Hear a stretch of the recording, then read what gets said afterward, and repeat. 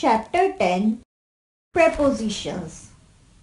A preposition is a word placed before a noun or pronoun to show what relation the person or thing denoted by the noun stands to something else. For example, Manan is standing under the tree. The word under is a preposition. It shows relation between Manan and the tree. It shows the position of Manan in relation to the tree. The temple is behind the school. The word behind is a preposition.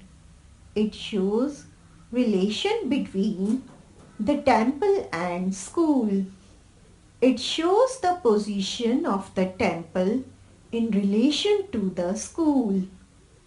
She is running towards her friend.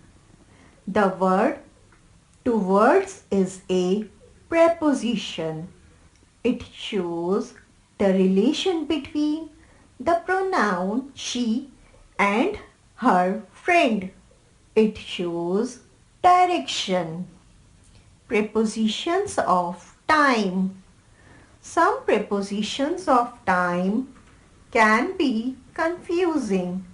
Read the following rules carefully. In, on, at. Usage. We use in for parts of the day except night. In the morning, in the afternoon, in the evening, at night. We use in for periods of time, months, years and seasons. In a week, in March, in 2022, in 2022. In summer, we use on for specific dates. On 9 April. We use at for specific times. My school begins at 7 a.m. and gets over at 2:30 p.m. For, since, during. We use for, since and during for a period of time. Usage. We use for to tell how long the period is. I work for 8 hours every day. We use since to tell how long ago something happened and is happening till now. Arun has been my friend since my childhood. We also use since for a point of time. It has been raining since 5 a.m. We use during when we are talking about a specific time period.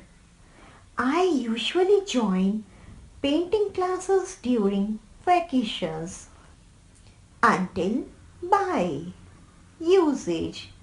We use until to talk about a time when something is completed or gets over.